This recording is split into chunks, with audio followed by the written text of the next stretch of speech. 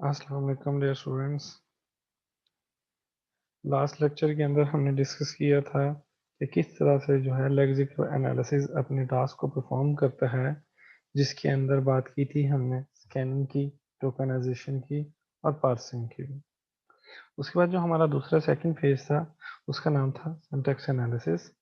Syntax analysis is performed by a parser, कि जो parser का जो रोल है वो क्या करता है, वो एक्चुअल में आपका सिंटैक्स एनालिसिस के टास्क को परफॉर्म करना होता है, which takes the token generated by the scanner and create a parse tree which shows how tokens fit together within a valid program।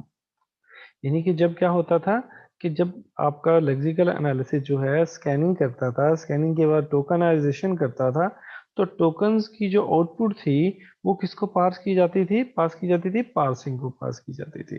तो पार्सिंग क्या करता था कि पार्स ट्री जनरेट करता था, जिससे हमें ये पता चल सके कि वो जो टोकन बनाए गए थे वो वैलिड टोकन थे। Tree is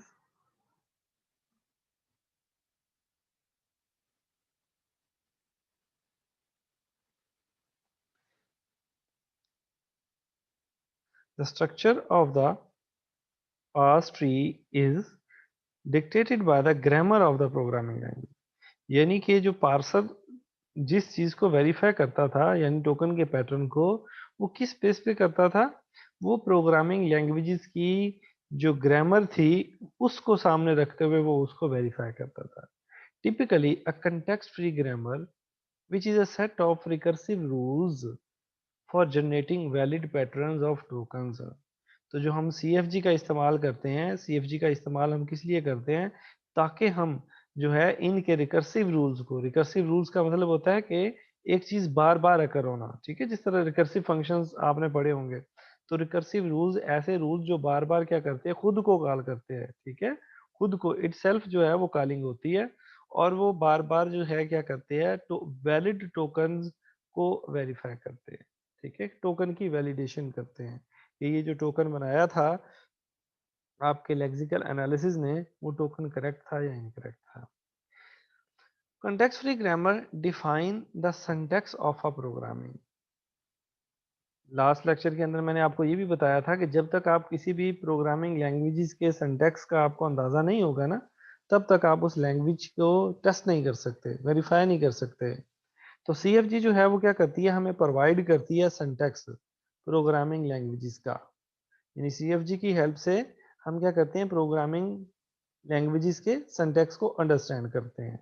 generally speaking, context free grammar contain recursive read write rules, जिनको हम प्रोडक्शंस बोलते हैं। यानी CFG के अंदर क्या होते हैं कि कुछ ऐसे रिकर्सिव रूल्स होते हैं, ऐसे फंक्शंस होते हैं जो क्या करते हैं, खुद को बार बार कॉल करके चेक करते हैं।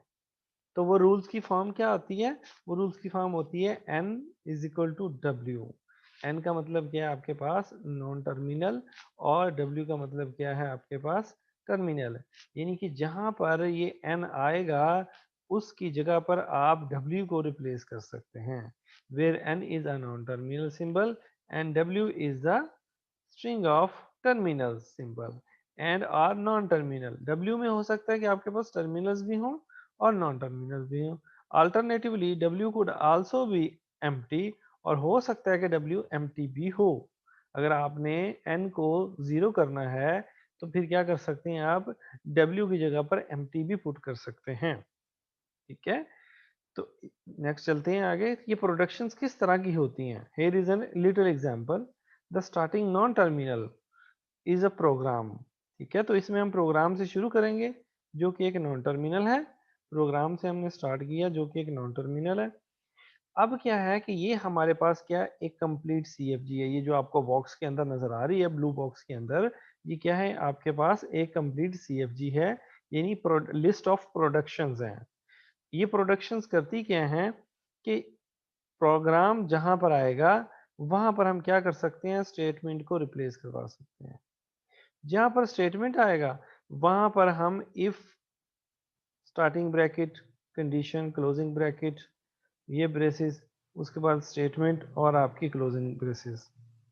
तो ये हम ये पूरी की पूरी स्टेटमेंट हम क्या कर सकते हैं, सिर्फ एक स्टेटमेंट की जगह लिख सकते हैं। देन हम स्टेटमेंट की जगह सिंपल असाइनमेंट भी लिख सकते हैं। और असाइनमेंट क्या है, असाइनमेंट को फर्दर डिस्क्राइब किया कि असाइनमेंट की जगह पर आप expression is equal to expression भी लिख सकते हैं, ठीक है, विद लाइन टर्मिनेशन पॉइंट। उसके बाद ये कंडीशन क्या चीज़ है, कंडीशन जहां पर ये चीज, ये जो कंडीशन आ रही थी, कंडीशन की जगह पर आप एक्सप्रेशन ग्रेटर देन एक्सप्रेशन भी लिख सकते हैं और एक्सप्रेशन लेस देन एक्सप्रेशन भी लिख सकते हैं। अब ये एक्सप्रेशन क्या चीज़ है, तो एक्सप्रेशन का मतलब है आईडी, ठीक है।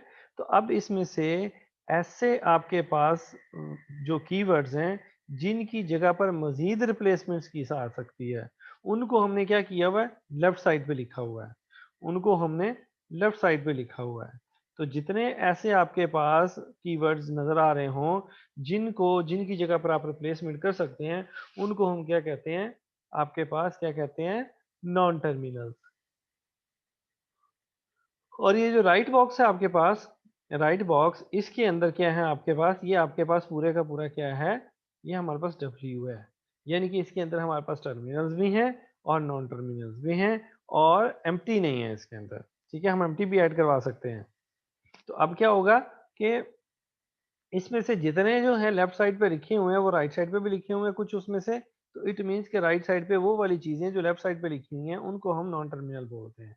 उसके अलावा टर्मिनल्स कौन से हैं, जिस तरह हमारे पास ये इफ है तो ये भी टर्मिनल है, ये लेफ्ट ब्रैकेट है भी टर्मिनल है, ये भी हमारे पास टर्मिनल है, ये भी टर्मिनल है, सेमीकोलन भी टर्मिनल है, ये आईडी भी टर्मिनल है, ये ग्रेटर देन का साइन भी टर्मिनल है। इस तरह ये लेस देन का साइन भी टर्मिनल है और ये इज इक्वल टू का साइन भी टर्मिनल है। यानी ये वो चीजें हैं, वो टर्म्स हैं जिनकी जगह पर मजीद हम जो है रिप्लेसमेंट्स नहीं कर सकते। अब हम इस प्रोग्राम को, या ये जो हमारे पास प्रोडक्शन थी, उसको हमें एग्जीक्यूट करके देखते हैं, ठीक है, कि हमारे पास एक टोकन का पैटर्न आया है ए इज इक्वल टू बी। तो क्या ये ए इज इक्वल टू बी जो है लाइन टर्मिनेशन पॉइंट के साथ, क्या ये करेक्ट लिखा हुआ है या इनकरेक्ट लिखा हुआ है। तो इसके पैटर्न को वेरीफाई करना है कि क्या ऐसा हो सकता था, ठीक है, क्या ऐसा हो सकता था। तो अगर तो ये हमारे इन रूल्स यानी प्रोडक्शन के अकॉर्डिंग, इन प्रोडक्शन को यूज करते हुए हमारे पास ये आउटपुट आ जाती है, तो इट मीन्स कि क्या है, कि हमारे पास ये इनपुट जो है वो सही है।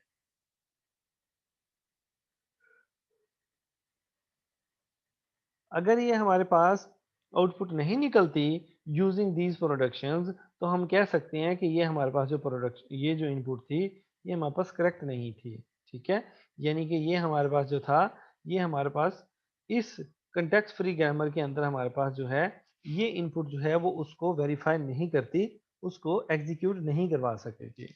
तो ये मेरे पास एग्जाम्पल नंबर 1 है, ये एग्जाम्पल नंबर 2 है, ये एग्जाम्पल नंबर 3 है। तो हम इन तीन एग्जाम्पल्स को यूज करेंगे।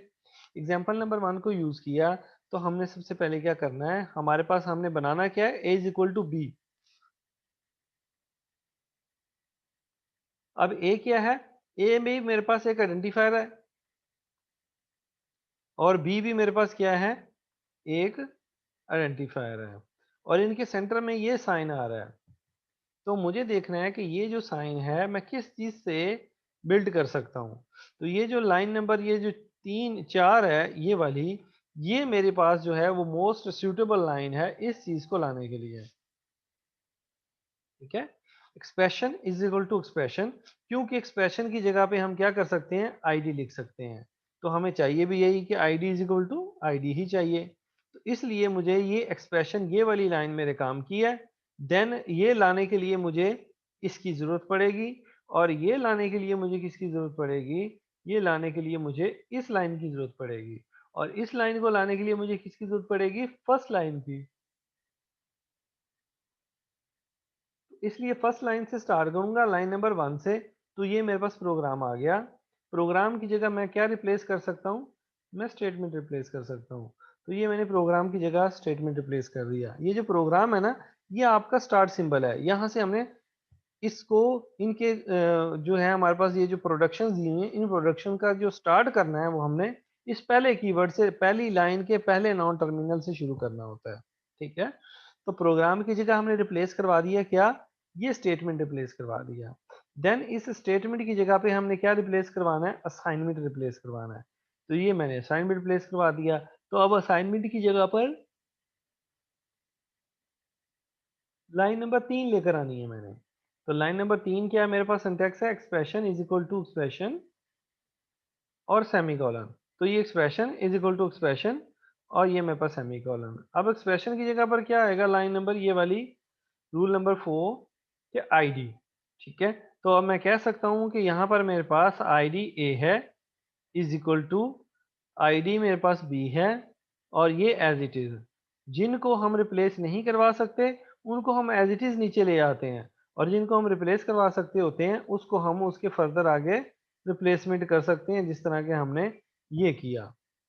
ठीक है जी, तो ये मेरे पास क्या था, ये मेरे पास प्रूव हो गया कि हमारे पास ये जो इनपुट थी a is equal to b की, ये सक्सेसफुली जो है हमारे पास पार्स ट्री जनरेट कर देती है। ठीक है, पार्स ट्री जनरेट कर देती है। अगर तो ये पार्स ट्री जनरेट ना होता तो इट मीन्स कि हमारे पास ये जो इनपुट है ये वैलिड इनपुट ना होती, यानी ये टोकन जो इसके बनते वो वैलिड टोकन ना बनते। अगर आप देखो a is equal to a minus b, तो क्या ये जो लाइन है ये मैं इस प्रोडक्शन को यूज करते हुए बना सकता हूँ? क्या कोई ऐसा ऊपर रूल है जिसमें a माइनस बी आ सकता हो? तो ऐसा कोई रूल अवेलेबल नहीं है। इट मीन्स कि ये इनपुट जो है, इस इनपुट को जब ये मेरी CFG चेक करेगी तो ये एरर जनरेट करेगी। ठीक है, इस इनपुट को जब मेरी ये CFG चेक करेगी तो एरर जनरेट करेगी। तो आपका कंपाइलर जो है वो इस CFG की बेस पे अगर बना हुआ होगा तो वो क्या करेगा, इस तरह की इनपुट को वो जो है वो ट्रीट नहीं करेगा। ठीक है जी, ये सिर्फ इन इस तरह की स्टेटमेंट्स के लिए फिजिबल है जहां पर इज इक्वल टू का साइन आ रहा हो, या ग्रेटर देन का आ रहा हो, या लेस देन का आ रहा हो। तो समझ आई मेरी बात आपको? देन चेक करते हैं आगे नेक्स्ट स्टेटमेंट को। तो नेक्स्ट स्टेटमेंट हमारे पास है जी, if A greater than B bracket start, उसके बाद B is equal to C और ब्रैकेट क्लोज। ठीक है, तो अब क्या है हमारे पास, सबसे पहले मुझे क्या चाहिए, मुझे ये चाहिए कि मेरे पास ऐसी स्टेटमेंट हो जिसमें इफ का वर्ड आ रहा हो। तो इफ मेरे पास इस ए की लाइन पे आ रहा है, ठीक है, और मेरे पास मुझे लेफ्ट ब्रैकेट भी चाहिए थी, ये मिल रही है मुझे, ये राइट ब्रैकेट भी चाहिए थी मुझे, ये भी मिल रही है यहाँ से, और मुझे अंदर कंडीशन चाहिए थी, और कंडीशन में मेरे पास क्या था, ए ग्रेटर देन, सॉरी ये वाली, ठीक है, तो ए ग्रेटर देन बी। तो ये वाली लाइन मेरी जो है ये पूरी की पूरी मुझे यहाँ से मिलती है। उसके बाद मैं क्या करता हूँ, ये मेरे पास ये स्टार्टिंग ब्रैकेट भी आ रही थी इसके अंदर, इस स्टार्टिंग ब्रैकेट के अंदर मुझे क्या चाहिए, मेरे पास आगे है फर्दर स्टेटमेंट का वर्ड। तो स्टेटमेंट से मुझे क्या लाना है, बी इज इक्वल टू सी लाना है, यानी कि मुझे ये वाली लाइन लेकर आनी है। तो ये मेरे पास किसकी वजह से आ रही है, असाइनमेंट की वजह से आ रही है, और असाइनमेंट स्टेटमेंट की वजह से आ रही है, और स्टेटमेंट की जगह ही मुझे क्या करना है, रिप्लेसमेंट करनी है। ठीक है, तो अब क्या किया मैंने, प्रोग्राम से स्टार्ट किया, ठीक है, यानी कि यहाँ से मैंने स्टार्ट किया, उसके बाद मैंने क्या किया, प्रोग्राम की जगह स्टेटमेंट को ले आया। ठीक है, तो स्टेटमेंट की जगह जब ये आया तो स्टेटमेंट को जब रिप्लेस करेंगे तो स्टेटमेंट की जगह पर मुझे क्या चाहिए, इफ ये जो है left bracket condition right bracket, ये वाली बड़ी पैरेंथेसिस, उसके बाद स्टेटमेंट की कंडीशन, उसके बाद आपकी क्लोजिंग बॉडी। ठीक है, तो ये मुझे सारी इस एक स्टेटमेंट के वर्ड से मुझे मिल रही है। ठीक है, तो इस स्टेटमेंट प्रोग्राम की जगह रिप्लेस किया, उसकी जगह फिर स्टेटमेंट की जगह ये रिप्लेस किया। अब कंडीशन की जगह मुझे क्या रिप्लेस कर सकता हूँ, मैं कंडीशन की जगह मैं ये वाली लाइन रिप्लेस कर सकता हूँ। ठीक है, और ये वाली लाइन रिप्लेस करने के बाद मैंने expression greater than expression mention कर दिया। अब एक्सप्रेशन की जगह पर मैं क्या रिप्लेस करवा सकता हूँ, आईडी। तो ये मैंने इसकी जगह पर आईडी रिप्लेस करवा दिया। तो ये देखें हम यहाँ से लेके यहाँ तक पहुँच गए। तो अब हमारे पास ये वाली साइड अभी रहती है, जिसमें हमने स्टेटमेंट की जगह पर मुझे क्या चाहिए था, expression is equal to expression. तो ये वाली लाइन जो है मैं असाइनमेंट की जगह पर मैं मेंशन कर सकता हूँ।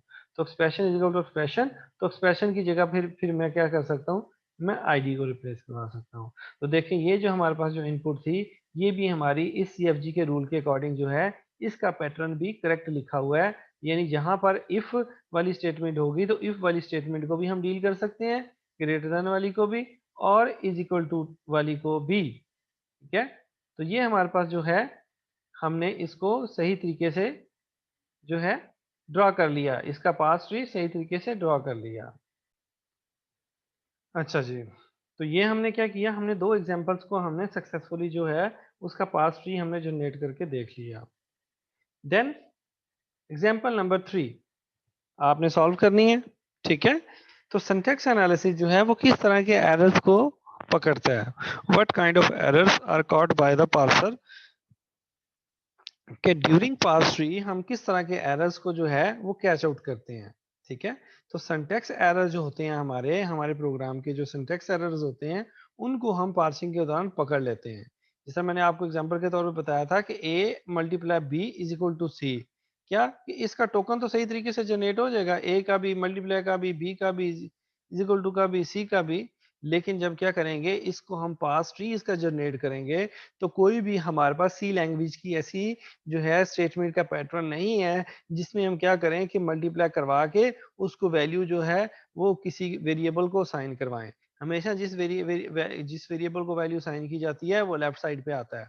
ठीक है, तो ये होना चाहिए था c is equal to a multiply b। ठीक है, semantic analysis is the process. ठीक है, उसके बाद सिंटैक्स के बाद semantic analysis. Semantic analysis is the process of attempting to discover whether a valid pattern of token is actually meaningful, कि जो हमने क्या किया है कि हो सकता है कि टोकन बनाते वक्त कोई एरर ना आए और वो एरर पकड़ा जाए कहाँ पर, सिंटैक्स एनालिसिस के अंदर।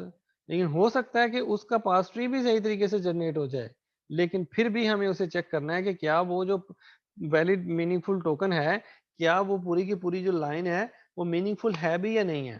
ठीक है, तो देन फिर क्या किया जाता है, सिंटैक्स एनालिसिस के बाद उसका सिमेंटिक एनालिसिस किया जाता है, सिमेंटिक एनालिसिस किया जाता है। Even if we know that the sequence of token is valid, हम ये बात जानते होते हैं कि उनका टोकन का सीक्वेंस जो है वो करेक्ट है, it may still be an incorrect program, लेकिन फिर भी हो सकता है कि उसके अंदर कोई ना कोई गलती हो। जिस तरह से क्या है, फॉर एग्जाम्पल एज इक्वल टू बी, तो ये एज इक्वल टू बी जो है इनके टोकन भी सही बन रहे हैं, इनका जो है वो सिंटैक्स भी करेक्ट है, लेकिन ये मीनिंगफुल सेंटेंस नहीं है। वो कैसे, कि क्या है कि हमें नहीं पता कि ए क्या है, हमें नहीं पता कि बी क्या है, ना हमें बी की वैल्यू मालूम है यहाँ पर, ना ए की वैल्यू मालूम है। तो what if A is an int, कि हमने ए जो है वो क्या है, इसकी डेटा टाइप क्या है। ठीक है, तो इसकी डेटा टाइप का हमें अंदाजा नहीं है। Even if we know that the sequence of token is valid, it may still be an incorrect program। तो हो सकता है कि हमारा जो टोकन का सीक्वेंस है वो करेक्ट हो, लेकिन वो प्रोग्राम जो है वो मीनिंगफुल प्रोग्राम ना हो। What if a is an int and b is a character array, तो क्या ऐसा हो सकता था कि जो है a जो है वो इंटीजर टाइप का वेरिएबल होता और b जो है हमारे पास वो करेक्टर टाइप का वेरिएबल होता, तो क्या हम करेक्टर की वैल्यू को इंटीजर की वैल्यू को इंटीजर के वेरिएबल को असाइन कर सकते हैं। ठीक है, तो to protect against these kind of errors the semantic analyser will keep track of these type of identifiers and expressions. तो इस तरह की जो स्टेटमेंट्स होती हैं या इस तरह के आपके पास जो वेरिएबल्स होते हैं उनके एरर्स को आइडेंटिफाई करने के लिए हम अपने कोड का सिमेंटिक एनालिसिस करते हैं। ठीक है, तो स्टैटिक दो तरह के सिमेंटिक एनालिसिस होते हैं, एक होता है स्टैटिक सिमेंटिक चेक और एक होता है आपके पास dynamic semantic check. Static semantic check के अंदर क्या किया जाता है कि semantic rules that can be checked at compile time, और ये आपका कंपाइल टाइम पे होता है और ये आपका जो है वो रन टाइम पे होता है। तो स्टैटिक में अंदर क्या चेक किया जाता है, टाइप चेकिंग। टाइप चेकिंग देखो, वेरिएबल की टाइप चेकिंग, जिस तरह अभी लास्ट स्लाइड के ऊपर एग्जांपल दिखाई, कैरेक्टर टाइप थी, डाटा टाइप एक वेरिएबल की, उसको आप इंटीजर में डाल रहे हैं। ठीक है, तो ये भी आपके पास टाइप चेकिंग है। Every variable is declared before being used, क्या वेरिएबल को जब आप इस्तेमाल कर रहे हैं तो उससे पहले वो डिक्लेयर भी किया हुआ है या नहीं डिक्लेयर किया हुआ, इसको भी हम क्या करते हैं स्टैटिक चेक के अंदर चेक करते हैं। Identifier are used in appropriate context के जो आइडेंटिफायर आप यूज कर रहे हैं वो उसी सीक्वेंस में यूज होने चाहिए थे कि उसका सीक्वेंस भी डिस्टर्ब है। Checking function all argument function call argument के फंक्शन के अंदर जो आपने आर्गुमेंट्स कॉल कर रहे हैं, क्या वो करेक्ट है या इनकरेक्ट है, ठीक है? तो ये जो सारी चीज़ें हैं, ये हम क्या करते हैं, सिमेंटिक स्टैटिक चेक के अंदर चेक करते हैं। देन रन टाइम पे क्या चेक करते हैं, array subscript values are return within bounds, के जो आपने अरे को वैल्यूज पास की हैं वो विद इन बाउंड है या आउट ऑफ बाउंड है। अरे जो है वो 5 जो है उसको क्या कहते हैं, उसका साइज जो है वो आपने 5 रखा है और वैल्यू उसमें आप 10 पास कर रहे हैं, ठीक है? तो it is impossible.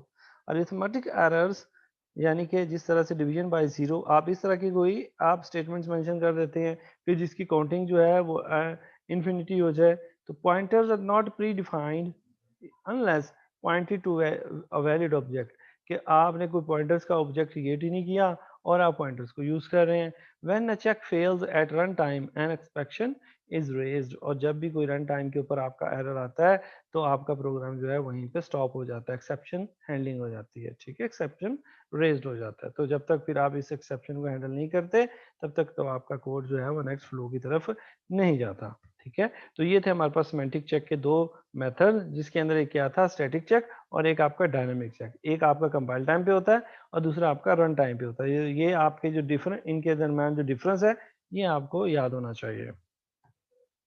Then semantic analysis is typically performed by creating a symbol table। तो semantic जो चेक है, ये जो semantic analysis है, इसको चेक करने के लिए हम क्या करते हैं, अपने सिंबल टेबल को यूज करते हैं।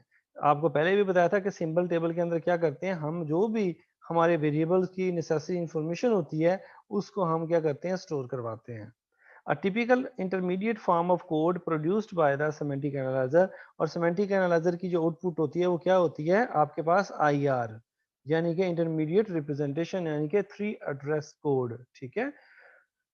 तो by semantic analyser is an abstract syntax tree. तो आपका पार्स ट्री के बाद क्या बनाया जाता है, आपका एब्स्ट्रैक्ट सिंटैक्स ट्री बनाया जाता है, which is annotated with the pointers to the symbol table. तो इसके अंदर सिर्फ पॉइंटर्स यूज किए जाते हैं, कंप्लीट जो है आपकी प्रोडक्शंस, आपकी ग्रामर की इंफॉर्मेशन इसके अंदर नहीं होती। ये शॉर्ट ट्री होता है, ठीक है? कंप्लीट ट्री क्या होता है, पार्स ट्री, और उसकी जो शॉर्ट ओवरव्यू है आपका, यानी कि एब्स्ट्रैक्ट उसका व्यू, उसको हम कहते हैं एब्स्ट्रैक्ट सिंटैक्स ट्री, जिसके अंदर जो है ग्रामर के जो रूल्स हैं वो नजर नहीं आते, बल्कि जो आपकी एक्चुअल इनपुट होती है वो आपकी जो है ट्री की फॉर्म में हमने रिप्रेजेंट करवानी होती है। तो अब हमारे पास जो इन एग्जांपल है वो क्या है, int a is equal to 2, int b is equal to 1, int c is equal to 4, int a greater than b और b is equal to c. तो आपने इसको देखते हुए आपने क्या करना है, इस प्रोडक्शन को देखते हुए आपने इसका ट्री जनरेट करना है। इसके ट्री के अंदर क्या करना पड़ेगा, सबसे पहले आपको प्रोग्राम को कॉल करना पड़ेगा। प्रोग्राम के बाद आप उसकी टाइप लेंगे, और टाइप आपके पास क्या थी, इंट थी। उसके बाद आपके पास टाइप के बाद क्या आ जाएगा, आईडी आ जाएगा। तो ये टाइप कहाँ से आ रहा है, ये एक्चुअल में सारी चीजें यहाँ से एग्जीक्यूट हो रही हैं, ठीक है? ये यहाँ से हम चीजें उठा रहे हैं। इन प्रोडक्शन को यूज करते हुए हमने इसका ये ट्री जनरेट किया, ठीक है? ये ट्री जनरेट करने के बाद जो है, इस ट्री को हम क्या कहते हैं, पास ट्री भी कहते हैं और कंक्रीट सिंटैक्स ट्री भी कहते हैं। पास ट्री भी कहते हैं और कंक्रीट सिंटैक्स ट्री भी कहते हैं। देन क्या, ये हमारे पास जो है, ये हमारे पास सिंबल टेबल है कि इस इनपुट के अंदर हमारे पास जो था, एक्स जो था, जो है एक्स वन टाइम आया, उसकी जो इंट है वो वन टाइम आ रहा है, और उसकी जो टाइप है वो टाइप कैटेगरी की है। ए जो है वो क्या हमारे पास, वो भी वन टाइम आ रहा है। बी आपके पास वो भी वन टाइम आ रहा है। सी आपके पास वो भी वन टाइम आ रहा है। तो 4 इसके अंदर जो है टर्म्स यूज हुई हैं सिंबल टेबल के अंदर, जो हमने इनको स्टोर करवा लिया। अब इसी ट्री को अगर मैं क्या करूं, इसमें से मैं ये टाइप भी मिटा दूं, ये इंट भी मिटा दूं, ये नम भी मिटा दूं, टाइप भी मिटा दूं, स्टेटमेंट भी मिटा दूं, ठीक है? यानी कि जो जो चीजें मेरे पास इस प्रोडक्शन में दी हुई हैं वो सारी मैं मिटा दूं, तो मेरे पास जो है मेरी इनपुट, यानी कि 2 इज इक्वल टू 2, ठीक है, sorry, a is equal to 2, b is equal to 1, यहाँ पर 3 की जगह पे क्या है, बी है, ये हमारे पास 3 की जगह बी है। तो सिंबल टेबल के अंदर जो आपने इंडेक्सेस असाइन किए होते हैं, उन इंडेक्सेस को हम क्या करते हैं, इस टेबल के अंदर यूज करते हैं, ठीक है? यहाँ पर आपके पास ए था, यहाँ पर बी था और यहाँ पर सी था। इसी तरह फिर आपके पास यहाँ पर क्या आ गया, ए आ गया, ये बी आ गया, ये सी आ गया, और सॉरी, ये सी आ गया, ये बी आ गया, और ये आपके पास ए आ गया, और ये आपके पास इंट था, ठीक है? तो इस तरीके से आपने क्या किया, अब्स्ट्रैक्ट सिंटैक्स ट्री बनाया। इसकी हेल्प से, सिंबल टेबल की हेल्प से आपने क्या बनाया, अब्स्ट्रैक्ट सिंटैक्स ट्री बनाया आपने, ठीक है? तो ये हमारे पास जो था सिमेंटिक एनालिसिस के अंदर हम सिंबल टेबल्स को यूज़ करते हुए अब्स्ट्रैक्ट सिंटैक्स ट्री बनाते हैं, जिसके अंदर कंप्लीट प्रोडक्शन को यूज़ नहीं किया जाता, बल्कि सिर्फ़ और सिर्फ़ सिंबल टेबल के अंदर जो हमारे इंडेक्सेस होते हैं, उनको हम यूज़ करके अपने ट्री को जनरेट करते हैं, ठीक है?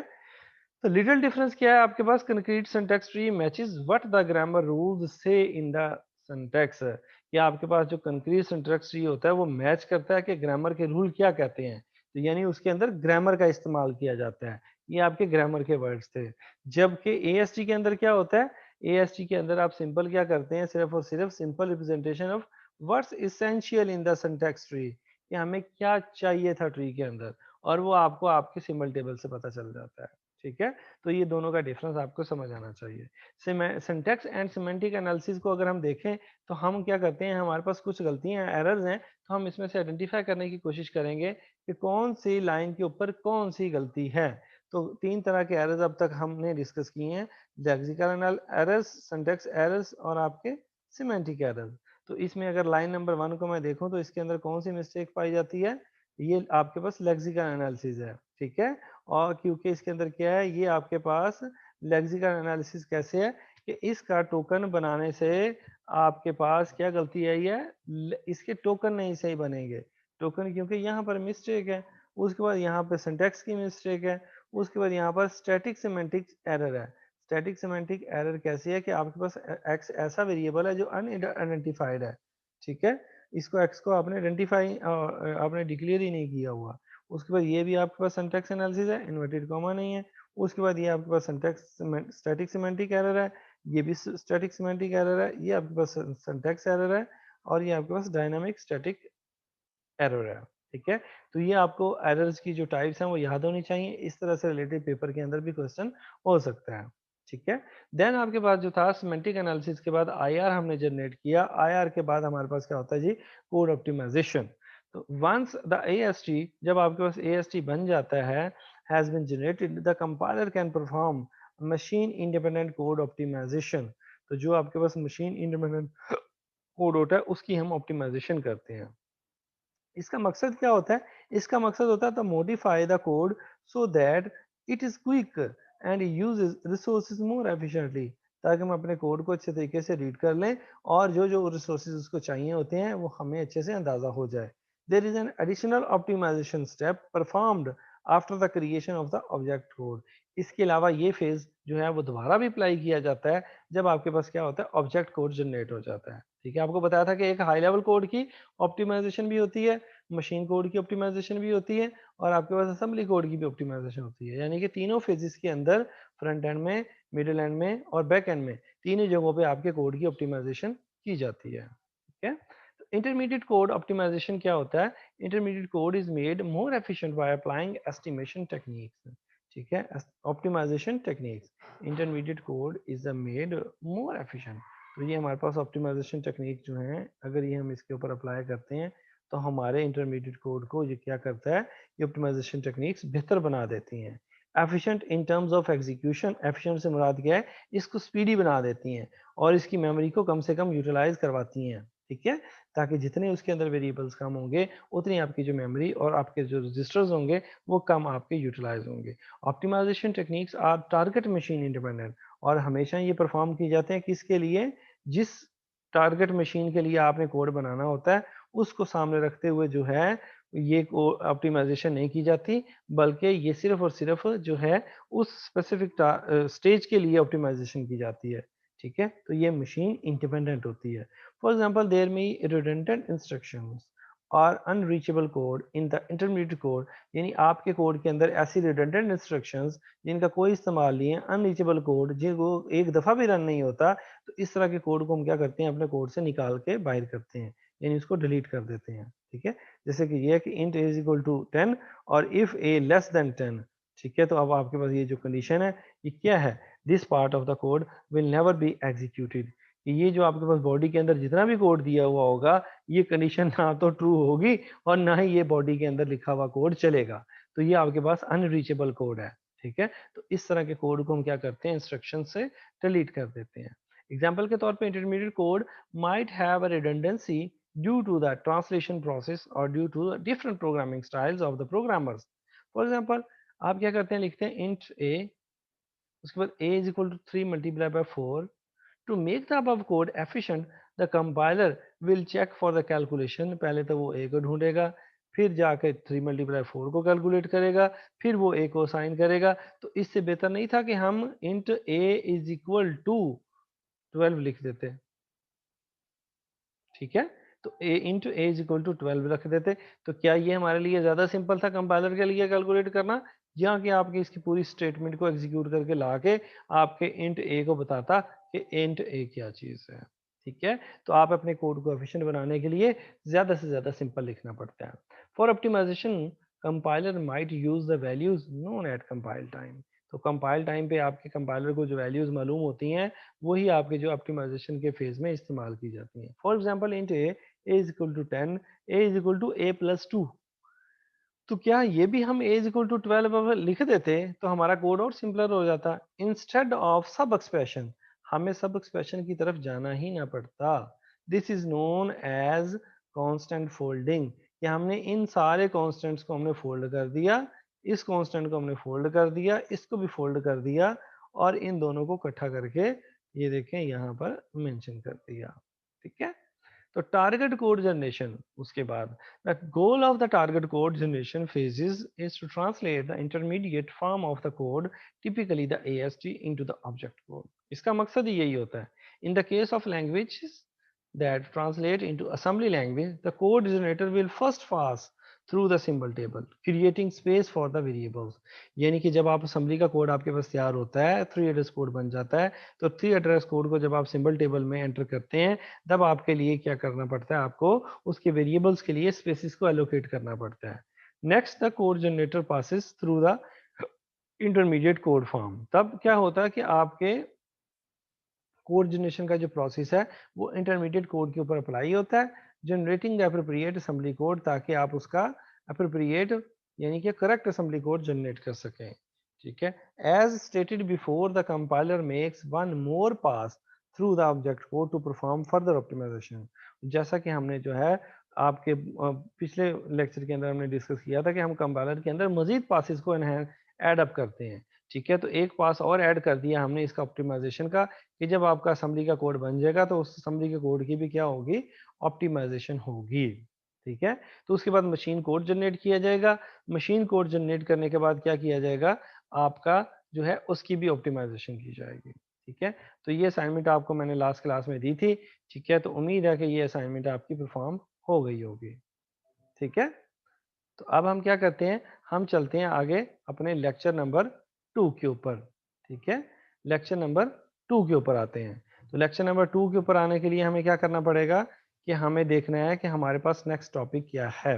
तो अभी हम क्या कर रहे थे, अभी हम अपने टोकन के सिंटैक्स को ही क्या कर रहे थे, एक्सप्लेन कर रहे थे. तो हमारा जो अब नेक्स्ट टॉपिक होगा उसका नाम क्या है हमारे पास, सिंटैक्स एनालिसिस. ठीक है जी, सिंटैक्स एनालिसिस.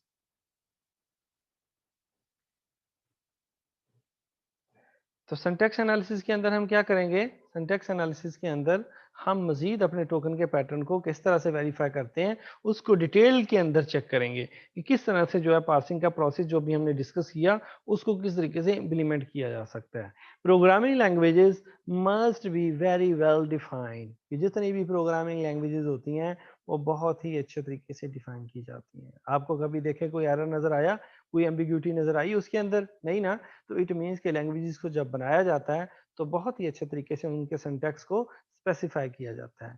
लैंग्वेज डिजाइनर्स जो लैंग्वेज बनाते हैं ना उनको लैंग्वेज डिजाइनर कहते हैं. Must use formal syntactic and semantic notations.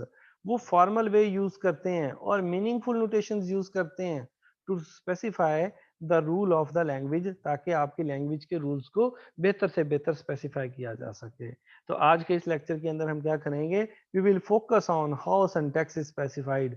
कि किसी भी लैंग्वेज का सिंटैक्स कैसे बनाया जाता है. जिस तरह मैंने आपको बताया कि if A greater than b, तो अब कैसे पता चला कि if A greater than b ही सिंटैक्स हमने बनाना था. ठीक है, तो हम क्या करेंगे आज के इस लेक्चर में, हम देखेंगे कि सिंटैक्स किस तरीके से स्पेसिफाई किया जाता है किसी लैंग्वेज का. तो सिंटैक्स को स्पेसिफाई करने के लिए क्या करना पड़ेगा, हमें ऑलरेडी मालूम है कि स्कैनिंग का प्रोसेस क्या करता है और पार्सिंग का प्रोसेस क्या करता है, और ये दोनों मिलके क्या करते हैं, सिंटैक्स को वेरीफाई करते हैं। ठीक है, सिंटैक्स को वेरीफाई करते हैं। देन फिर हम सेमेंटिक एनालिसिस की तरफ चलते हैं। तो हमने क्या करना है, फोकस हमारा किसके ऊपर है, सिंटैक्स वेरिफिकेशन, कि किस तरह से सिंटैक्स को स्पेसिफाई किया जाता है।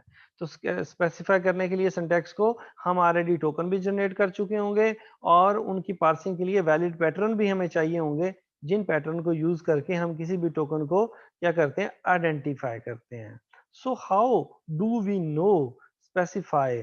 ठीक है, so how do we specify what are valid token, हम कैसे कह सकते हैं कि वो टोकन वैलिड है। वो तो आपने कहा कि उसका अगर पास ट्री बन जाता है तो वो टोकन वैलिड है, लेकिन हमें उसकी पार्सिंग करनी कैसे है, वो पार्सिंग के जो रूल्स हैं वो बने कैसे हैं, हमने कैसे वेरीफाई करना है कि कोई टोकन जो है वो वैलिड है या इनवैलिड है, और व्हाट कॉन्स्टिट्यूट्स, वो कौन से असूल और ज़वाबित हैं, वो कौन से कवानीन हैं या लॉ हैं, ठीक है, जो कि बताते हैं कि ये जो टोकन बना था, कंस्ट्रक्ट किया था, ये वैलिड है या इनवैलिड है। ठीक है, तो उन लॉज को पढ़ने के लिए हमें क्या करना पड़ेगा, रेगुलर एक्सप्रेशन के टॉपिक को डिस्कस करना पड़ेगा। रेगुलर एक्सप्रेशन क्या चीज है, tokens can be constructed from the regular characters, ये टोकन हमेशा जो है वो कैरेक्टर्स की हेल्प से बनते हैं। ठीक है, यूजिंग जस्ट 3 रूल्स, सिर्फ और सिर्फ तीन रूल इस्तेमाल किए जाते हैं, कनकैटिनेशन का रूल, अल्टरनेशन का, और क्लीन क्लोजर का, और ये तीनों रूल आप थ्योरी ऑफ ऑटोमेटा के अंदर पढ़ चुके हैं। कनकैटिनेशन किसे बोलते हैं, अल्टरनेशन किसे बोलते हैं, क्लीन क्लोजर, और क्लीन क्लोजर की भी आगे फर्दर 2 टाइप्स होती हैं।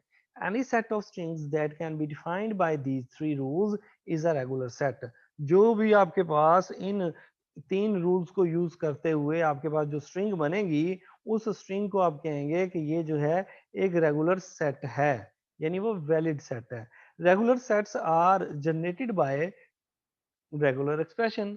तो रेगुलर एक्सप्रेशन की हेल्प से क्या बनाए जाते हैं, रेगुलर सेट बनाए जाते हैं। और रेगुलर सेट बनाने के लिए हमें क्या करना पड़ता है, ये रेगुलर जो है हमारे पास 3 रूल इस्तेमाल होते हैं, जो कि हमारे रेगुलर सेट बनाने में हमारी हेल्प करते हैं। ठीक है, और फिर रेगुलर सेट किसको हेल्प करता है बनाने में, रेगुलर एक्सप्रेशन को बनाने में हमारी हेल्प करता है। ठीक है, तो अब सबसे पहले जो है रेगुलर एक्सप्रेशन को डिटेल में पढ़ने से पहले मैं आपको थोड़ा सा बता दूं कि formally all the following are valid regular sets, कि हम ये सारी की सारी बातें जो नीचे बताऊंगा ये रेगुलर सेट कैसे हैं। Let R and S B